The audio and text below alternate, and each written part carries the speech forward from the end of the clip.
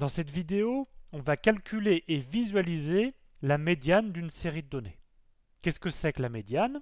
C'est un nombre tel qu'on ait la moitié des valeurs en dessous de la médiane et l'autre moitié au-dessus de la médiane. Alors notre problème est le suivant. On a ici une classe avec une liste de notes de 0 à 20 et ici en ordonnée des effectifs. Donc comment lire ce diagramme? Ici, ce premier rectangle rouge signifie qu'il y a un étudiant qui a obtenu une note de 5.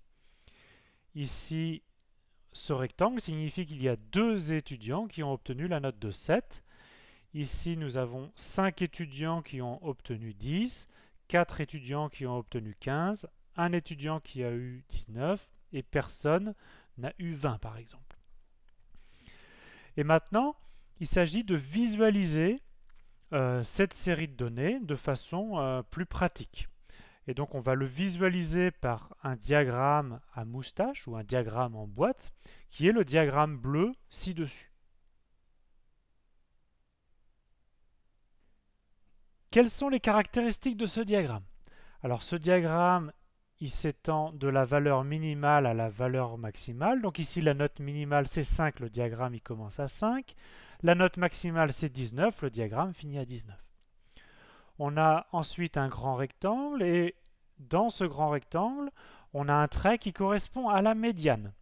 Ça veut dire qu'on a la moitié des notes qui sont en dessous de la médiane et on a l'autre moitié des notes qui sont au-dessus de la médiane. Donc ici la médiane c'est 13, on a la moitié des étudiants qui ont moins de 13 et l'autre moitié qui a plus de 13. On a ensuite un grand rectangle qui est délimité en fait par le premier quartile et le troisième quartile. Alors le second quartile, c'est en fait la médiane dont je viens de parler. Donc le premier quartile, ça signifie qu'on a un quart des notes qui sont en dessous le premier quartile. On a ensuite le quart suivant et le dernier quart. Et donc on retrouve bien sûr que un quart plus un quart, on a la moitié des étudiants en dessous de la médiane et l'autre moitié au-dessus de la médiane. Alors reprenons, donc tout ça, ça nous donne le diagramme à moustache ou le diagramme en boîte, qui commence donc au minimum, qui finit au maximum, et dans un rectangle un peu plus épais, qui est situé entre le premier quartile et le dernier quartile, on place la médiane. Je rappelle la définition de la médiane, c'est un nombre tel qu'on ait la moitié des valeurs en dessous de la médiane et l'autre moitié au-dessus de la médiane. Mais maintenant la question c'est comment calculer cette médiane? Alors on va avoir une liste de n valeurs et on va supposer que la liste est ordonnée, c'est-à-dire qu'on a mis les éléments du plus petit au plus grand. Et on va distinguer deux cas, soit on a un nombre d'éléments impairs, soit on a un nombre d'éléments pairs. Alors commençons par le cas d'une liste de longueur impaire et prenons l'exemple de la liste ici de notes 12, 12, 14, 15, 19. C'est-à-dire qu'on a deux étudiants qui ont eu 12, un qui a eu 14, un 15 et un 19. Alors quelle est la médiane de cette liste? Alors on voit qu'il y a ici 5 éléments. Dans le cas impair c'est facile. Il y a bien sûr un élément qui est au milieu de cette liste. Ici c'est 14. Et 14 nous sépare bien les notes en deux catégories. Celles qui sont plus petites que 14 et celles qui sont au-dessus de 14. Et ça nous sépare bien en deux parties égales. Et donc tout simplement 14 ici est la médiane de cette liste. Donc de façon générale, qu'est-ce que c'est la formule? Si n est impair, donc si on a un nombre n impair d'éléments, la médiane c'est la valeur de la liste au rang n-1 sur 2. Avec ici la convention Python qu'on commence à compter à partir de l'indice 0. Donc ici, voyons si notre formule est valide. On a ici 5 éléments, donc on a n est égal à 5, donc les indices vont de 0 à 4. Qu'est-ce que ça nous donne la formule n-1 sur 2? Ça donne 5 moins 1 sur 2, donc 4 sur 2, donc ça donne 2. L'indice qui correspond au milieu est donc 2. Et donc, la médiane est donnée par liste au rang l'indice du milieu, donc ici liste de 2. Et donc liste de 2, c'est bien l'élément 0, 1, 2, c'est bien l'élément 14. Donc la médiane de cette liste est bien 14. Alors maintenant, passons au cas pair. On a une liste de longueur n, mais n est pair. Ici, n, c'est 4. Alors là, on voit bien comment couper la liste en deux parties de longueur égale. On va couper au milieu de la liste.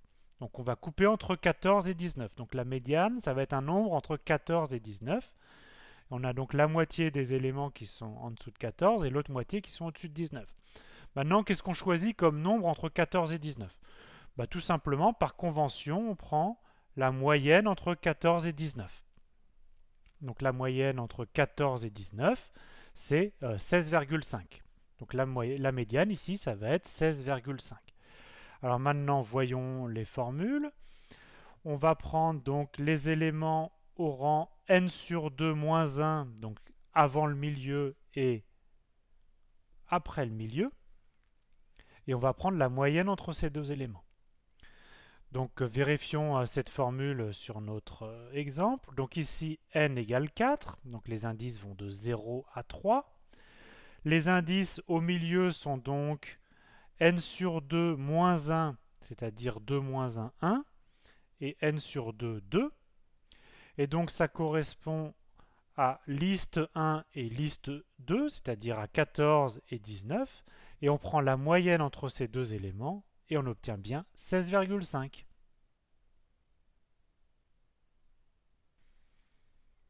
Donc ton premier travail avant de commencer à tracer les diagrammes en boîte, c'est d'écrire une fonction médiane qui renvoie la valeur médiane d'une liste.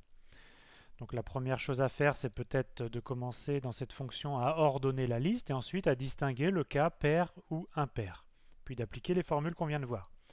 Donc là, ma liste 1, il y a un nombre impair d'éléments, j'appelle M1 la médiane de cette liste. Et puis pour la seconde liste, on a un nombre pair d'éléments, donc la formule n'est pas tout à fait la même. Et maintenant, on exécute mon programme. Et donc pour la première liste, on retrouve bien que la médiane est 14, ça correspond à l'élément qui est au centre de ma liste. Et pour la seconde liste, la médiane est 16,5 qui correspond bien à la moyenne entre 14 et 19. Voici une liste, ici une liste ordonnée de notes, et tu dois en calculer les quartiles. Alors tu dois écrire une fonction calcul quartile qui renvoie les trois quartiles Q1, Q2, Q3. Alors cette fonction doit commencer par calculer la longueur de la liste. Ici il y a 25 éléments. Ensuite on doit calculer le centre de la liste, l'indice au centre. Ici 25 moins 1 divisé par 2, c'est donc 12. Et donc l'élément au rang 12, c'est celui-là. Et donc on a directement la médiane ici qui va être 13. Et ensuite on prend la première moitié des éléments, donc tous ceux qui sont avant ce 13.